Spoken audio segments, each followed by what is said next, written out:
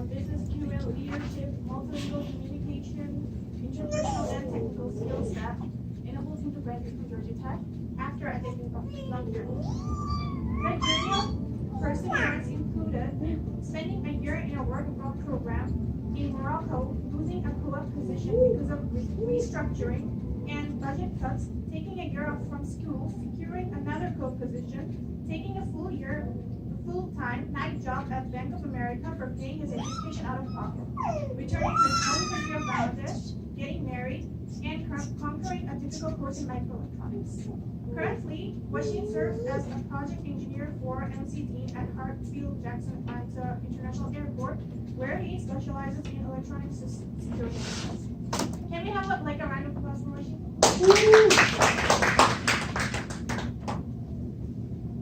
Thank you, Sister Zara, for the introduction. So we're gonna make this presentation very much more hands-on and interactive, so you guys get the most experience out of it. So in the back we have poster boards. So when we get on to the next activity, I'll probably introduce you guys. But just some quick facts about the year I graduated. Out of 1,500, this is a statistic from CNN Money, which is now CNN Insider. It basically talked over just the statistics that the most top 1,500 recruiters said they were looking for in a candidate that's a recent graduate. Only 1% said that GPA actually mattered and was helpful to them landing a job. So you guys all go to tech, so you guys already have that 1% covered. So you guys should be fine as far as like being GPA and having like your elite college like Harvard and MIT, all those schools. So they don't really look for that. The second most thing they care about was college major. So technical school, most of you guys are going to be engineers or business or pre-med or so. Just by showing how many engineers do we have? How many engineers are pre-med? How many non-engineering majors do we have? Alright, so we have a good balance. Yeah, but the most important thing they care about is drive and passion, which breaks down into don't miss the career fair, tell us and explain a little bit more in the later on slides, but 61% they care about someone's like passion, what they care about, and what drives them and motivates them on a day-to-day basis. So those are the three most things that the 1,500 recruiters care about in 2017. So just some background into like the year I graduated, what they were looking for.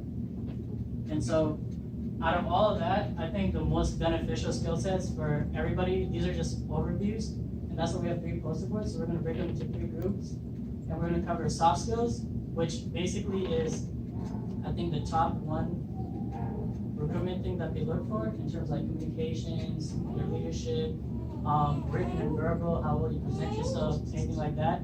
And then the next one, we'll talk about the interview skills. We're going to touch a little more in depth about these. But so the first one is soft skills. And the second skill is hard skills. And everybody from here, you pretty much have that covered because you guys are problem solvers, you guys are technical, analytical, and you guys have that. And then the third thing to look for is like work ethics. So that goes into your job, your GPA, your previous experiences, basically what drives you. So all of that, I don't know if you guys ever seen that TED Talk about grit. This Asian, she's very well renowned, and she did a talk about grit, which is basically what you're passionate about and how in your perseverance, which basically kind of relates to your story. Like I just told you about my background, like how it took me so long to graduate, all the different ordeals and things like that. That's like my story, and that's what you're presenting to yourself when you go in for an interview or when you submit your resume online. So with that said, I want you guys to list your own ideas of what you think soft skills, hard skills, and good work ethic involves. And if you guys all have your resumes, you can write them on top of there, but I want you to go around and on each one with the post-it notes back there and write down like what you think is your soft skill, and then we'll come together. We'll take like 5 minutes for everyone to just get up and write down what they have for each of those 3 categories. And then from that, you can kind of put together like your story. And then I'll go into our next activity, which is like your interview skills and some hacks that we can help you with that. So I will press the markers, right?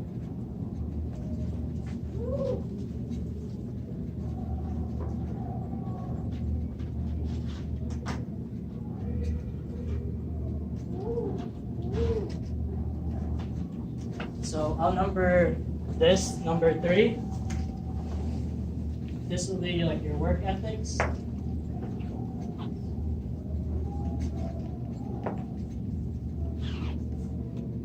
leave some Sharpies here for you guys to write down your ideas. And then this will be your hard skills.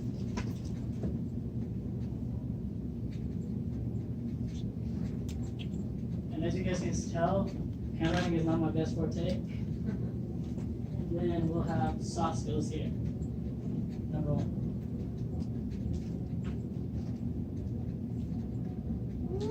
So the reason why I'm making it interactive is because when you're going to an interview, they're also going to test you how well you can think on the spot, how well you can put your thoughts together, how well you can communicate your idea in a very short amount of time.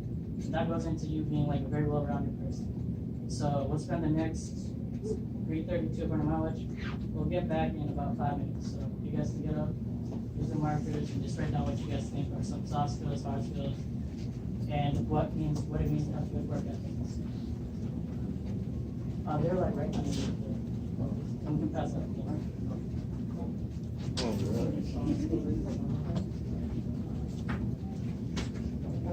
up. Yeah, there should be enough. And you guys need more Sharpies? You guys can also refer to your like resumes and stuff.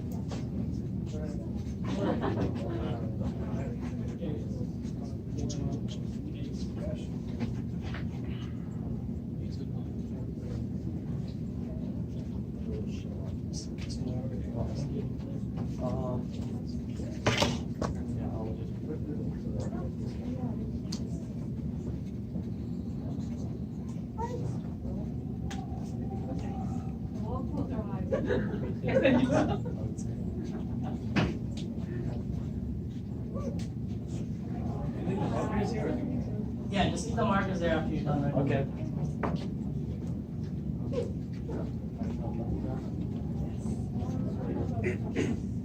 Keep it up.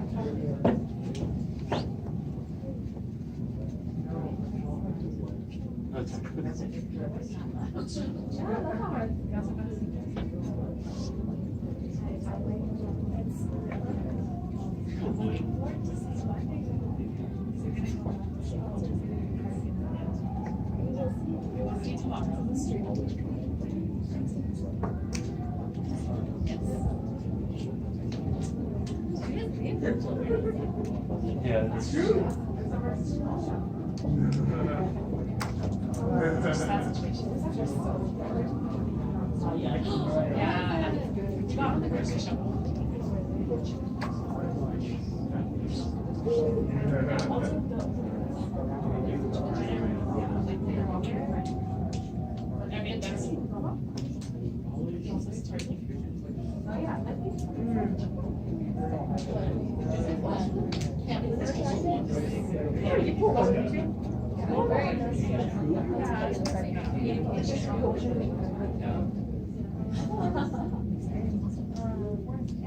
I used to have a chicken. Yeah.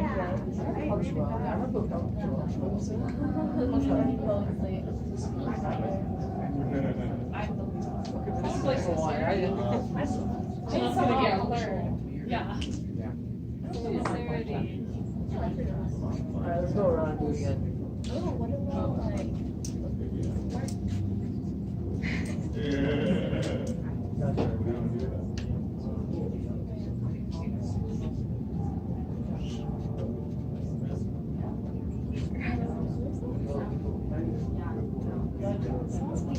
Two-minute warning. 2 minutes.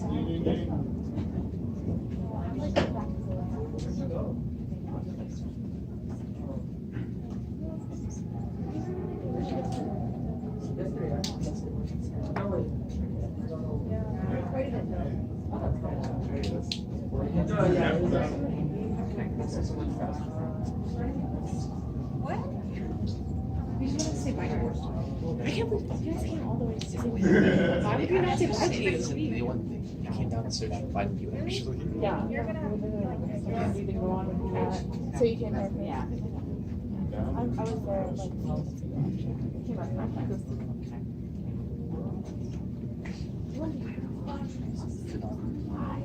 Thanks for coming over. No problem.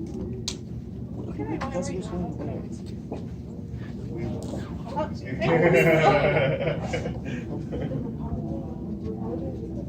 Just write it down. Or MBA experiences. You know. Show that you want to try to do something. Yeah.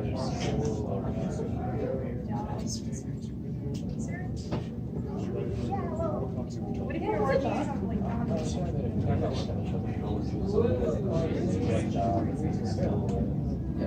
Where are you in school now?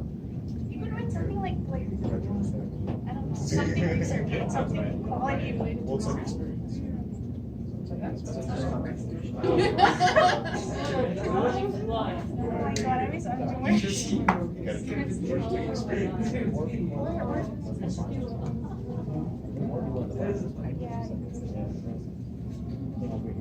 Like you're really involved in nature.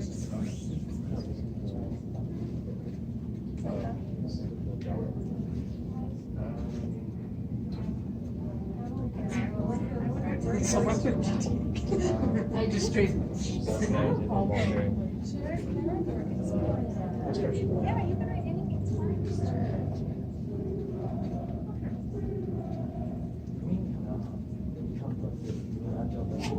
I think so. Yeah, she's right about that. So she's one of those really good speakers that goes into it.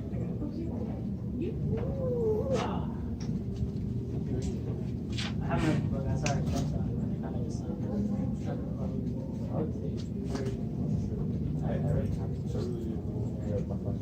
So. So about wrapping it up.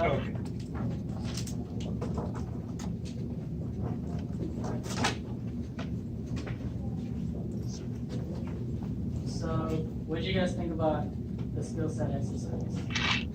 Is it a lot harder than you think, or was I very vague and it was hard for you guys to decipher what I meant? It was kind of hard to do some things for the separate communication. Like people talking about. Yeah, so the main thing that the article and a lot of articles that I read about interviewing and skill sets is that when they talk about soft skills and hard skills, they're basically talking about how can you present yourself that's going to be an attribute to the company that you're trying to work with. So they're trying to look for your communication skills is the key idea. That's why communication was put out, for example. Communication entails both like your leadership skills, how well you speak orally, your verbal skills, your written skills, like how well you can communicate online, via email, anything like that, because everyone has to communicate. Communication is like the key to everything in terms of soft skills. And that goes into your leadership. And then your hard skills are just like your technical background, like coding or MATLAB, or how well you can analyze a problem and solve it, things like that. But if you can't present that to somebody, what good are you to that company? You know what I mean? Like you can be the most brilliant student in the room, but if you can't present that in a way that will convey your idea that you're trying to get across, then it's not going to make sense to the person that you're presenting to, like your clients or your future customer, things like that. So, and that's what kind of goes back into work ethic. Like, if you have a strength and a weakness, how well can you use your strength to help offset that weakness and build that weakness up? Like soft skills, like speaking, presentation skills. That's one of the things that everyone says they're afraid of. It's like one of the number one fears, like public speaking. But if you work on it, it's gonna come very easy. Like this presentation is not like difficult to do. You have this, but it's more or less like your experience. That's why I say grit, because it's your story. Like who are you as a person, and how can different attributes and different skill sets that you have contribute to like your story that you're trying to tell to your interviewer, person interviewing. And so once you have like your idea of a person, and this goes back into I guess self-development and personal development books, I'd say don't read on somebody else to work on your skill sets. Because you can just obviously write stuff down on paper, but how does it translate to you, who you are as a person? And this being a professional conference, like spiritual conference, and us being Muslims, we have ideas as Muslims that we hold value to ourselves, like your core values. How do those core values will translate to your different skill sets that you have that you can help contribute to the company's bottom line, essentially. So, but you don't come up with someone that's like overly zealous and extremely spiritual, because it's going to be kind of a turn off. But you want to have what your foundation is, your soft skills, hard skills. Your foundation is Islam, right? The 5 pillars, the different 6 months, and things like that. So like all those different things tie into the person you are, how you were raised by your family, your environment, all those things translate to the person you are. And that goes into your passions, your drive. The slide that I said earlier, 61% is talking about drive and passion. That rate relates to who you are as a person, and that makes up like your holistic person. So that's kind of what it's just like a overview of the soft skills.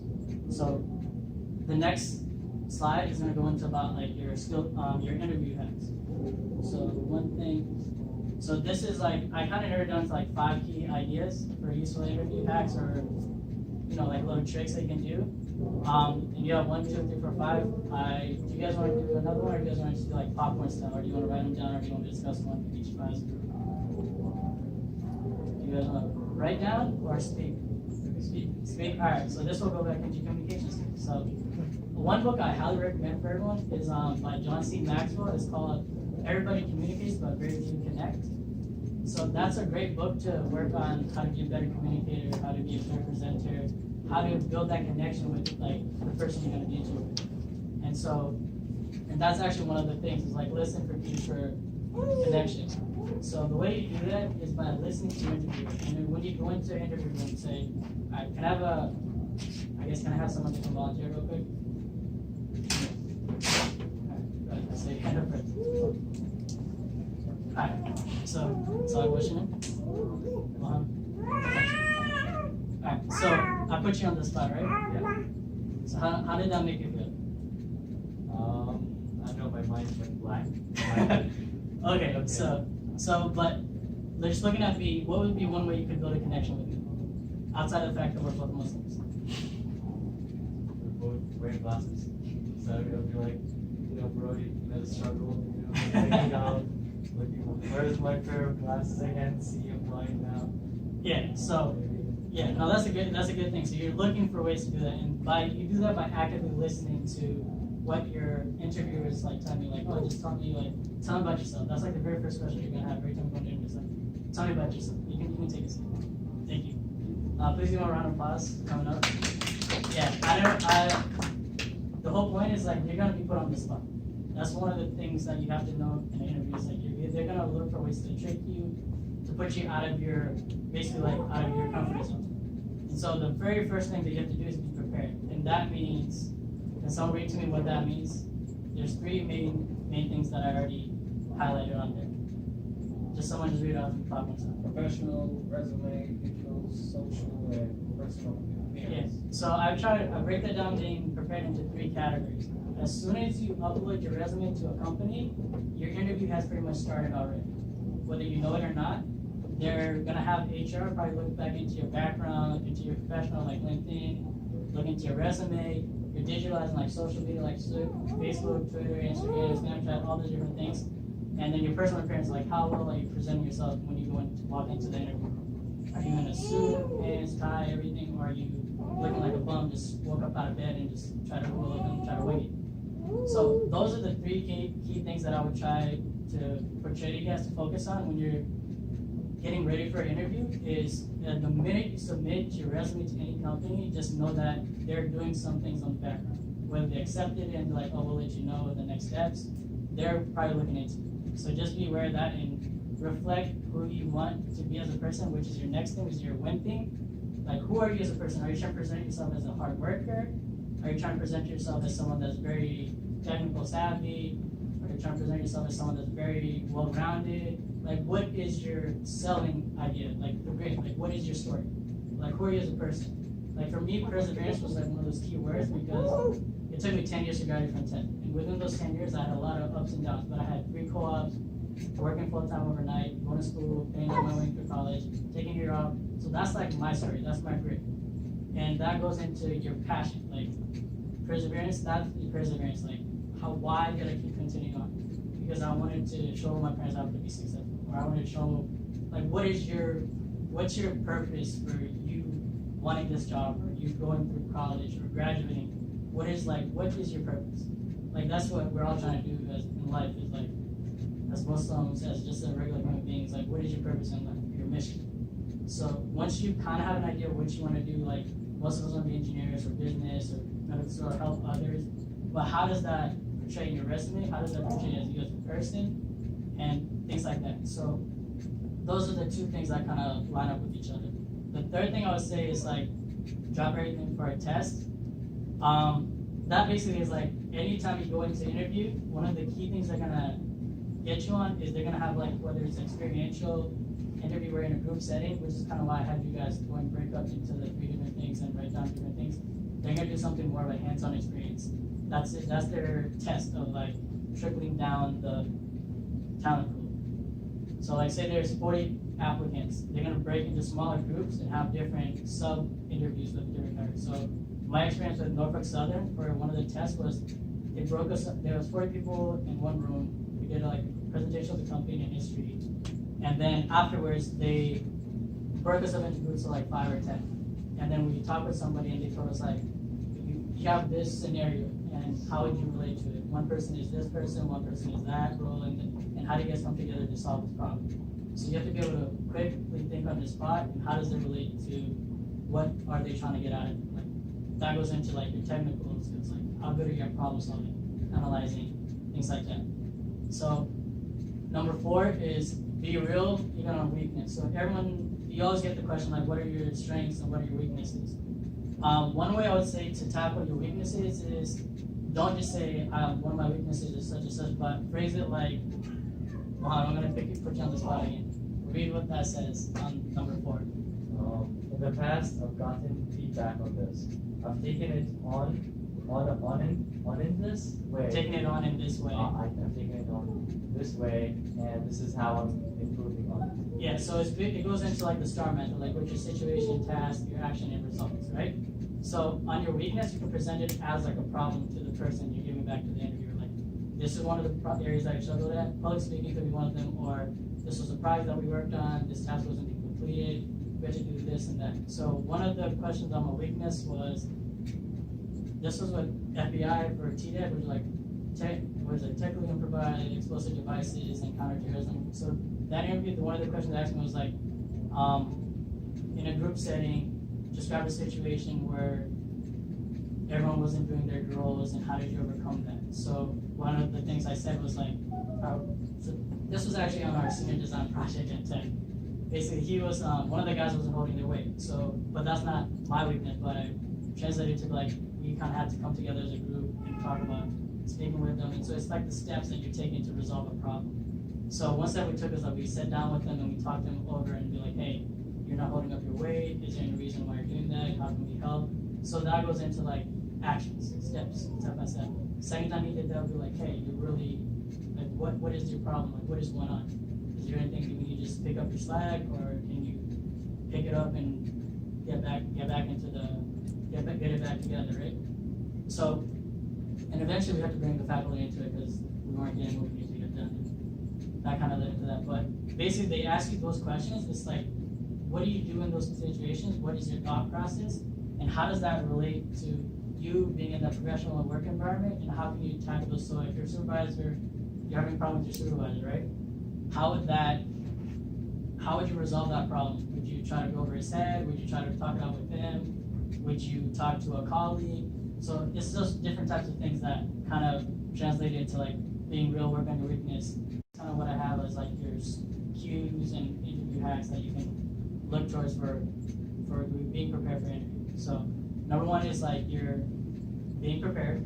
Number 2 is who are you as a person, your win theme, I guess. Like it's like a word. Mine was perseverance because it took me so long to graduate Tech, has so many issues, like so many financial troubles or this and that. Whatever your situation would be, like what is your win story?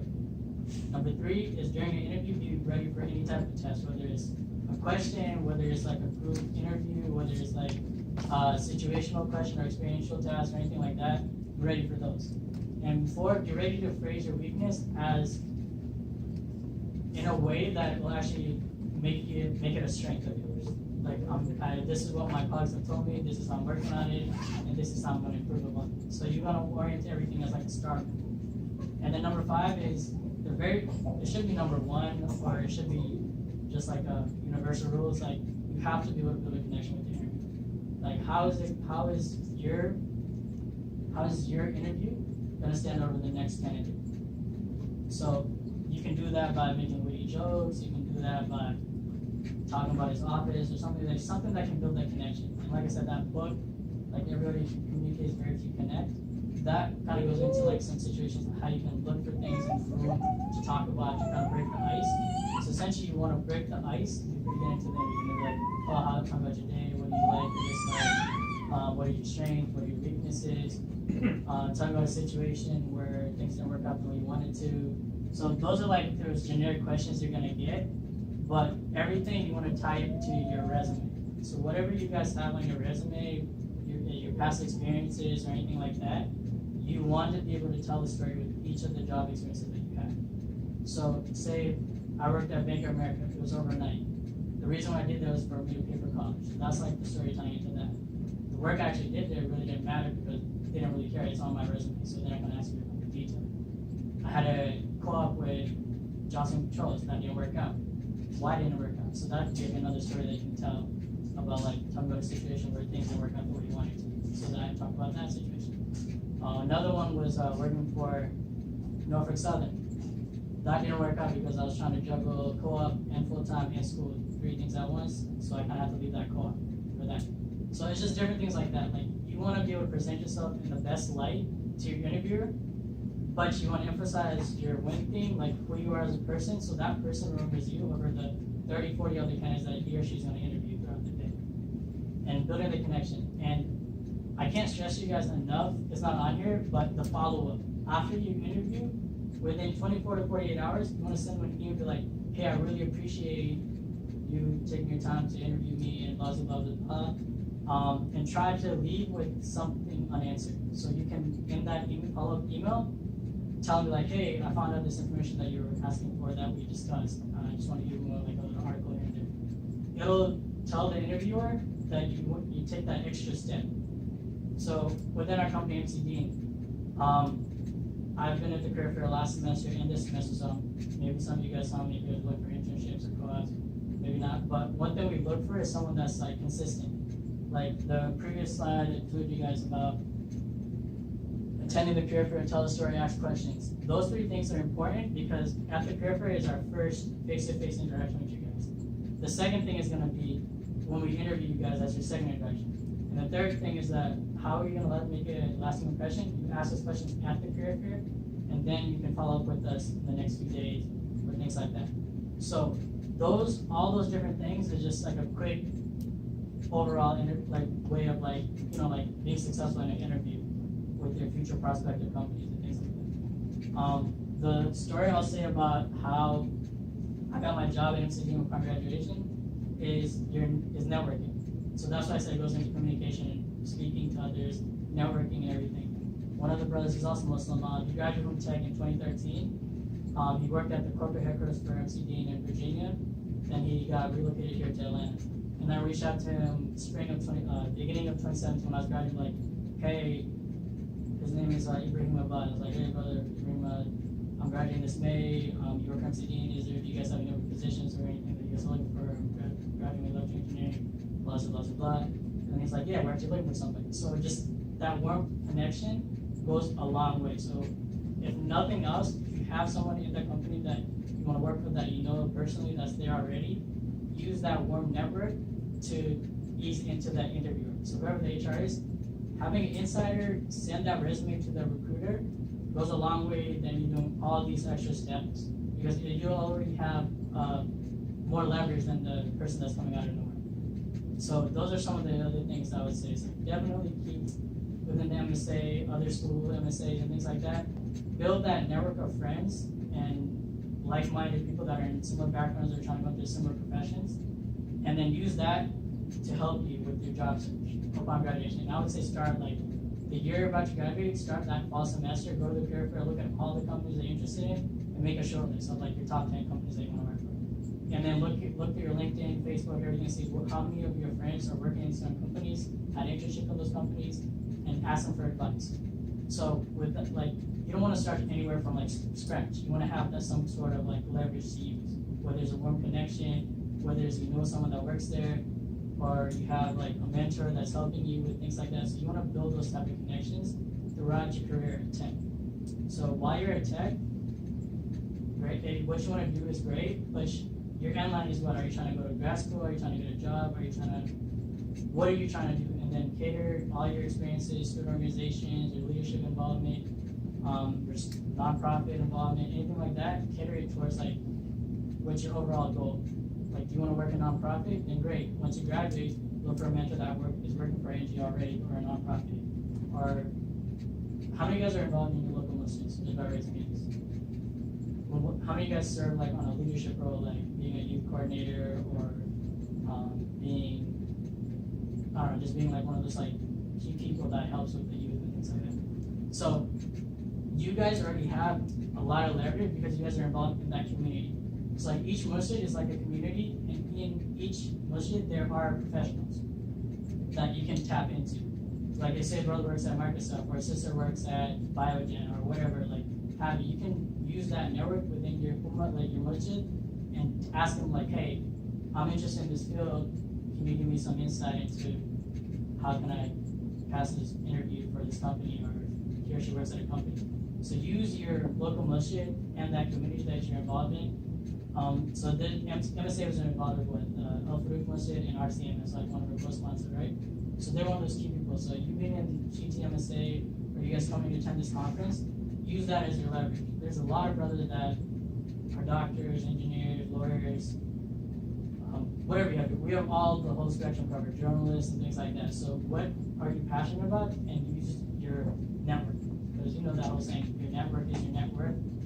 That kind of ties into that. So that is pretty much like, those are the two things, like the interview skills and then the skill sets.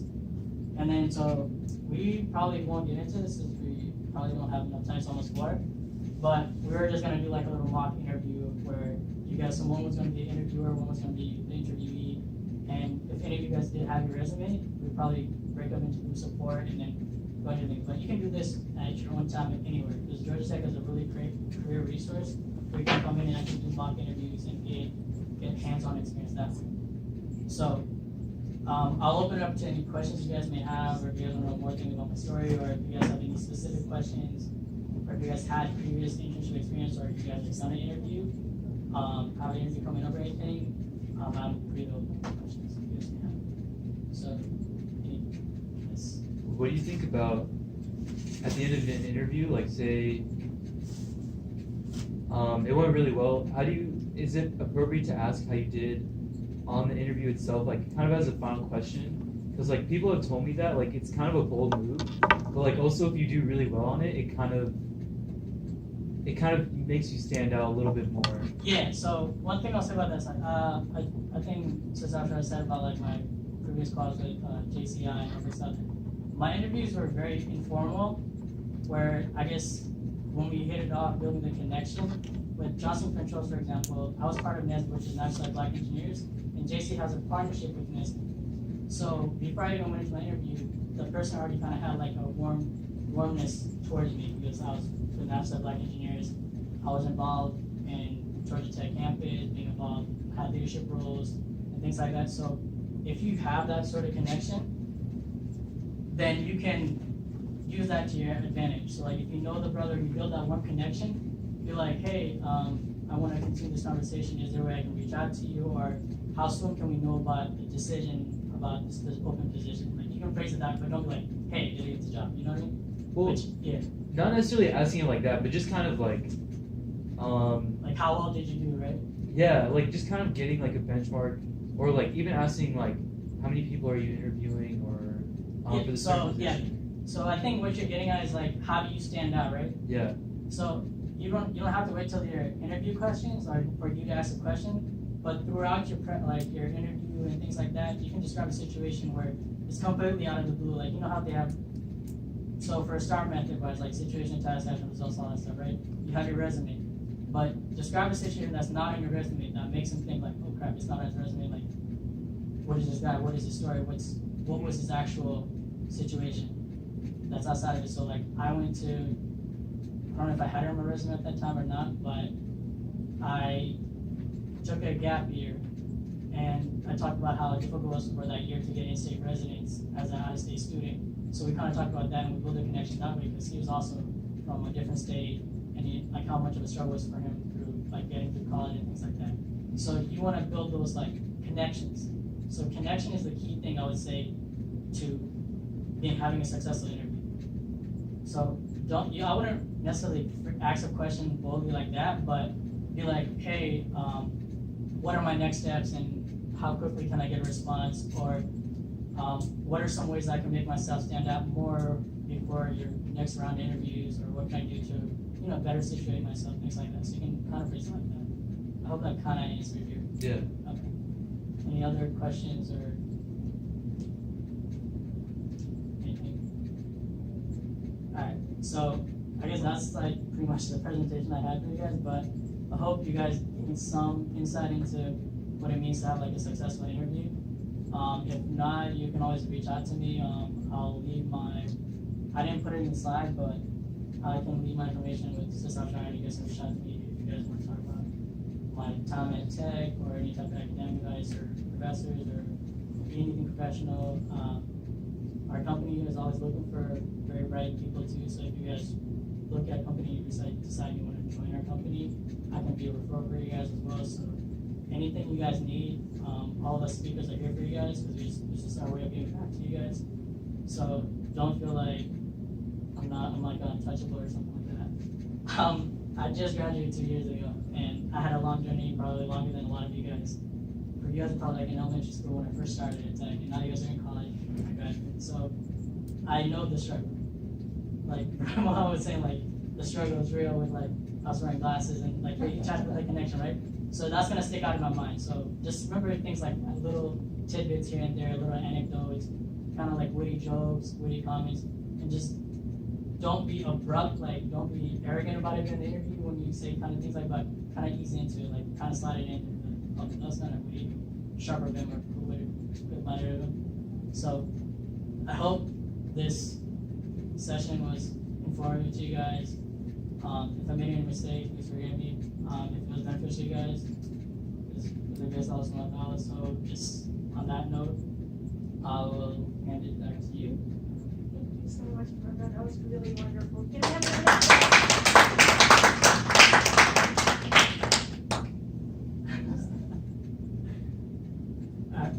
but now if you guys want to come up and ask me any questions that you want to ask in the group, feel free to. I'll be around. So just let me know.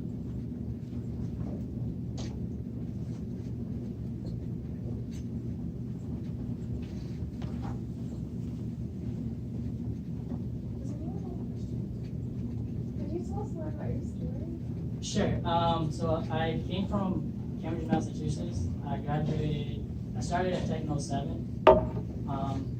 I came in, I had completely no idea what I wanted to do. I know I wanted to be engineering, so I came in undecided. But then one of my mentors, also a good friend, Billy, he kind of steered me into electrical engineering because it's one of those majors that has a huge variety of different disciplines you can get into. I think there's about 17 or 18 of them now. And so that kind of what attracted me into engineering, because I kind of didn't know what I wanted to do, but with electrical engineering, you can pretty much do anything, whether it's telecom, electronics, microelectronics, anything like that. So that's what attracted me to electrical engineering. Once I got into electrical engineering, the coursework was kind of hard, but one thing I would say is, like, as a freshman, you have a clean slate, so get involved with everything your freshman year, like sign up for the independent plan, sign up for co-op, sign up for all those things, because they're not going to look for your GPA your first semester, so you automatically get into it. And then that first summer, definitely go to the career fair, talk to every company, just get your resume out. That's like one of the little neat tricks. Like as a freshman, if you get all the companies you're interested in and keep going back every year, and me being like working with recruitment, they love consistency. They love people that keep coming back to them. It shows that they have the initiative and that drive, that passion, that they're really interested in our company. They're not gonna know how many other companies you're doing the same thing for, but just doing that kind of puts a little light bulb in their head, like, oh, this person, Mohammed, is a good student, or what's your name, sister? Testing. Yeah, so Sister Testing is a great candidate because she's been consistent every year. She's come to career fair, she's always talked to us, she's always asked us questions. So these are the little tricks of the trade, you can say, that recruiters really look for. And another thing is they look for people that have, I guess, some struggles coming up. Not everything was handed to them on a platter, a silver platter. So that's where I told when I saw my story, like I'm from Bangladesh and I came here in like 95. My parents grew up very humble, so I know what it means to work hard for what you're trying to do, like trying to accomplish something in life, make a name for myself. So I kind of told the immigrant story in that sense. So I guess back to my story. That was like my freshman year. That's how I decided my major. And then it was like 2010. I went to do my work. I did a study abroad in Spain because I wanted to learn Spanish. Because I had like a kind of, you can say like a godmother or like a second mother. She was from Puerto Rico, so she got my love into like learning Spanish languages. So I also talk about that in interviews. So I did a study abroad in Spain 2010. I did a work abroad in 2011 in Morocco, as I said, and that was with an organization called ISIC. So I went over, spent 8 weeks in abroad working on, it's called SEED, which is Cultural Envoy for Exchange Development, and I was called a SEEDer. So I was working with people across North Africa and Europe, trying to work on international exchanges, so like student exchanges, but for the working side. And that also helped with like my leadership skills and presentation skills. Because whether you guys believe it or not, I was completely taciturn, quiet. Like I was not like the person I am right now. And it takes personal development, like I was saying, guys. Like you got to go work on your domain. Like find out what your weaknesses are and look for ways to improve it. Whether it's like being a Georgia Tech tour guide, working on your communication skills. They have a script for you, you're just kind of saying it out loud, and the more and more you do it, the more and more comfortable you're gonna get talking in front of a crowd. Like I actually didn't have anything outlined, I just put this slide together and just kind of present to you guys because I wanted to have more of you guys have like experiential learning where you guys actually learn by doing. So it sticks which those are some of the things you learn as you would read more about personal development, things like that. What things stay on with you, like I'm sure you guys aren't gonna forget that exercise because you guys have to go personally from each thing versus me just giving you guys, so these are all the soft skills, write them down, these are all the hard skills, write them down. This is how you work on work ethic, write them down. But you guys actually doing it makes it, you retain the information more. So things like that. And then, so that was 2010, 2011. I got my interview with Johnson Controls because of NASB, National Black Engineers. That didn't work out because of the whole restructuring thing. Then I got my second opportunity with Norfolk Southern for a co-op. And that was that whole, like, I did the whole corporate route, like, where you actually go into a big group, then break into smaller groups, then you go to interview. So I did that route. And then I worked at Bank of America through a personal friend. And then the MC Dean through a friend. So with me, I used my network a lot to get these positions or my organizations that I was involved with. So that would be how I kind of tell you. Like, that's what I knew, because I knew I had weaknesses, and my GPA was trash. I'm not gonna lie to you. My GPA was absolute trash when I graduated. It was like, I graduated like C. So, but I got opportunities with people that had 3.5s and better that they couldn't get. Johnson Controls had like 3.5 requirement, but I got it because I knew someone inside our Norfolk Southern, the same situation, 3.0 or better, but I went in with like a 2.5 or something. MC Dean didn't even look at my resume or anything. They're just like, oh, you're hired because of this guy. It was like an informal interview. And we met in front of McDonald's at the airport, and he kind of just said like, yeah, so here's the situation. We have you and this other guy competing for this spot, but if he chooses the corporate, which is the headquarters in Virginia, then you're automatically here. Or if he chooses here, then you're just gonna automatically get sent to corporate. So alhamdulillah, luckily it worked out where he got to go to corporate and I stayed here, and I love it here. And I get to be with my friend as well too, who's also in college. So that's kind of like my little story. But anything else? Any other questions or things?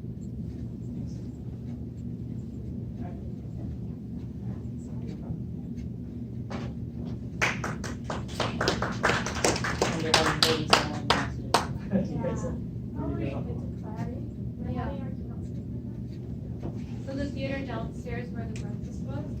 Yeah. Yeah. Air, the air, right? No, we are in. Oh, yeah.